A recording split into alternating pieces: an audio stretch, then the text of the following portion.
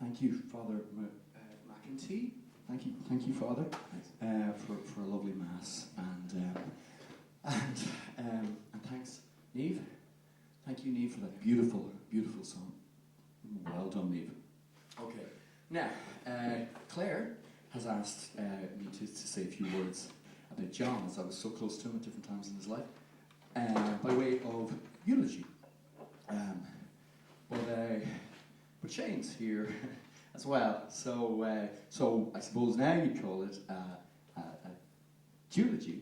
Yeah, we'll just get on with it. And John was this is a tragic loss. John was cut off in the prime of his life with everything still to be done. He was a wonderful husband, father, colleague, and friend to us, both of us, and all of you are going to have your own stories to impart about John, and these are just some of ours for you. Over to you, Shane. Nice, thank you. John was a vibrant, vivacious man. He was full of life. He was multi-talented, generous to a fault. John was an easy listener, an easygoing guy, really. He had patience. He had moral fortitude. He was always busy with the social clubs and the Meals on Wheels, the Simon community, that kind of thing. And he was also a very, very active member of the sports clubs, and he did very well in those. As I said before, he had moral fortitude. He was always putting his own needs aside in favour of the community. He was a very, very generous man with his time. In fact, I actually don't know. I don't think I ever saw John sleep. He was always awake, I think. He, as I said before, he had the patience of a saint. He had moral fortitude, but first and foremost, he was a man. Yeah. Oh, I almost forgot to say there that he had a great backhand. Yeah. Okay. John was a dog lover. And towards the last few years of his life, he developed a really strong attachment to a wee Jack Russell called Scotty. Oh yeah. Scotty, great tricks. Roll over, find the stick, dance like a bear. John and Scotty had this near telepathic relationship, and every day they went on the same walk up into the Phoenix Park. And on one day, John lost Scotty. Scotty ran after the deer and got lost. And John organised a search party to comb the park, and we were all drafted in to help. But as the light faded, we wanted to go home, and John forced us to stay out all night searching for Scotty. As the type of guy John was, and eventually we just drifted off home. We left John to the task alone. Mm.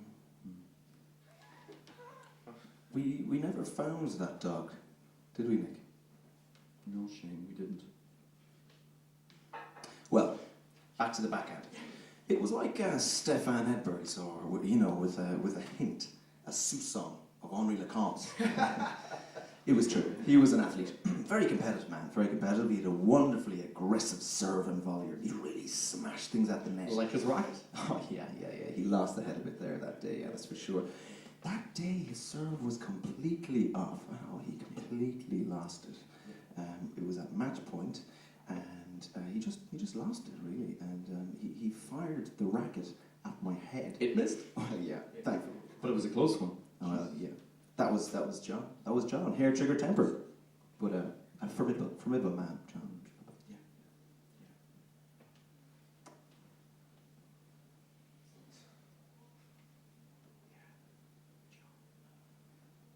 What else Do you want a biscuit?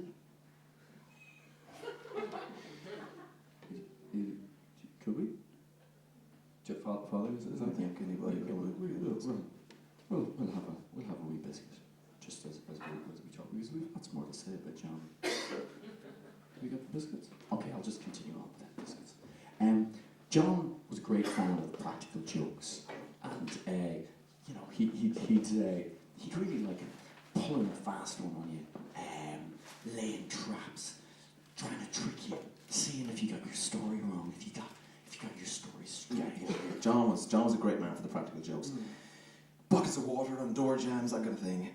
Whoopee cushions and chairs. Yeah, the japes, great japes. Do you remember he handcuffed me to my locker in the squash club? Because of the overnight thing. Well, it was.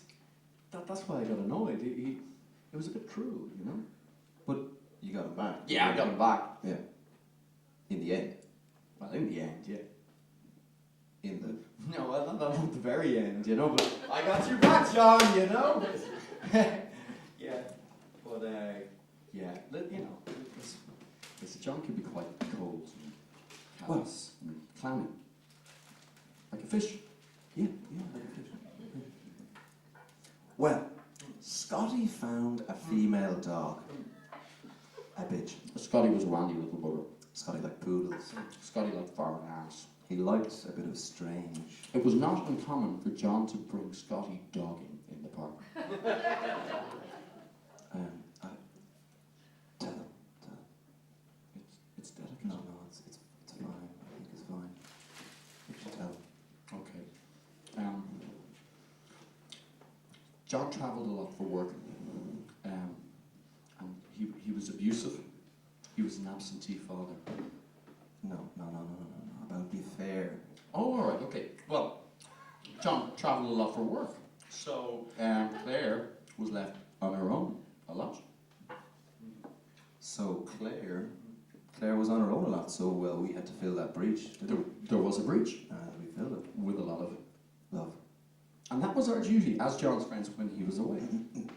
Do you want to? No, I don't want to say anything. No. Sure. No. Claire's a beautiful woman, and we couldn't let her just go, just age like that. And we felt we had to. Claire. She's got a fine ass. She's still got the body of Claire, you rock, Claire. You rock. You really do. Yeah. And John was, you know, he'd go out traveling around the country, and he'd fuck around an awful lot, and he'd come back and he'd tell us his war stories, and we were kind of impressed, kind of appalled, and it kind of made it easier for us both to sleep with Claire. Well, it was our duty. It was our. Do you remember that one? The trees. When we were all together. The 3 nights. Yeah. That was great. It was fucking brilliant. Do you remember that, Claire? Yeah, we sorted our front and back routine. You were back, or was I back? I was to the front. Oh yes, you were front man. I was the rhythm section. I was backdoor Johnny. And Claire was the meat and the sandwich. Ah, great times, great.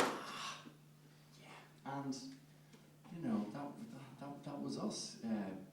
When John was out sleeping around, we were at home looking after his family. But we did have some good times with John. Yeah, absolutely. We did time together. We did time together. We shared a cell. Morocco 72. We were on foreign duty with the FCA. We had to pretend to be lovers so that he was alone. Good days. Tough days. Halcyon days. Apart from John's schizophrenia, which was triggered by the hashish, but really, you and I just stuck to the acid, so we were okay.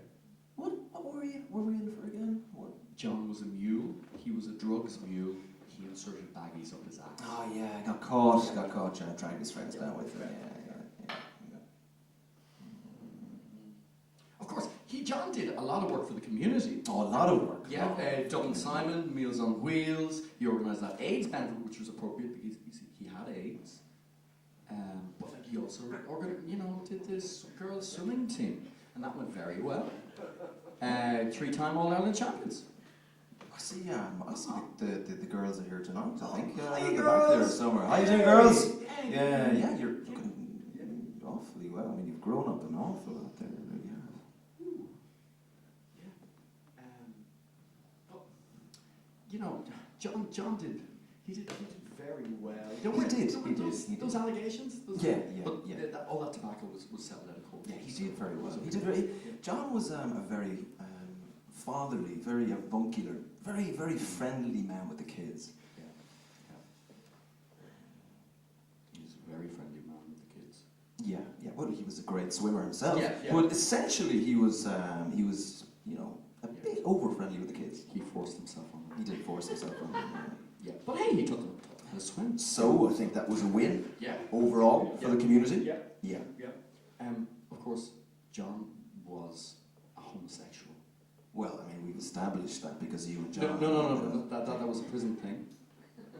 John was actually an homosexual. Well, I definitely think he enjoyed the prison experience. I think it left an imprint on his sexuality. Yeah. John also liked public transport because it afforded him the opportunity to rub up against people.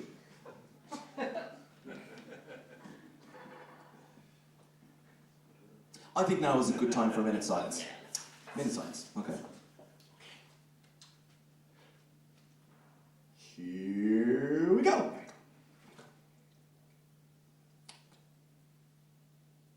Which is kind of funny because John hated science, didn't he? John hated science, and he actually hated being on his own, and he was actually he was claustrophobic as well, wasn't he?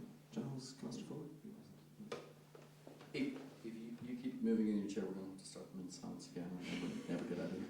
Okay. So just okay. What sort of man would you say John was? To sum up, to recap. Yeah.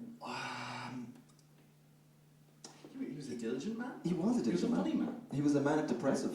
Yeah. A vain man. Yeah. A lovely man. A violent man, a gentle soul, a bully and a bullied. He was a drug addict, wasn't he? Yeah, speedballs and smack, but he got a handle on it and put it in his past. Porn addict, but he got a handle on that and put that in his past too. Yeah. Absentee father, but he was a snappy dresser, wasn't he? So all in all, quite a contradictory figure. We're sorry we can't have an open casket funeral for you today, but John was decapitated in that freak accident, and it's impossible. He tripped and fell down a rubbish chute and he was well mangled. Yeah, big payout for Claire. Well, actually, no payout for Claire because it looked, or it was made to look like suicide. Yeah. There were rumours that he'd been done in, but we don't give that any credence. No. The rumours were that he was murdered by somebody he knew. But everybody loved John.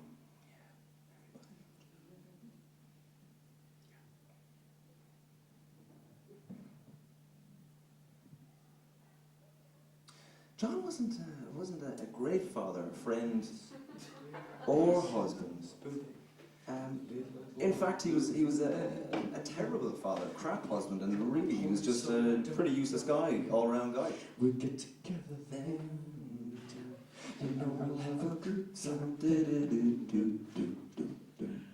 When the cat's in the cradle and the silver spoon, little boy blue and the man on the moon. When you're coming home, son, I don't know when. We'll get together then, you know we'll have a good time then. Do do do do do do do do.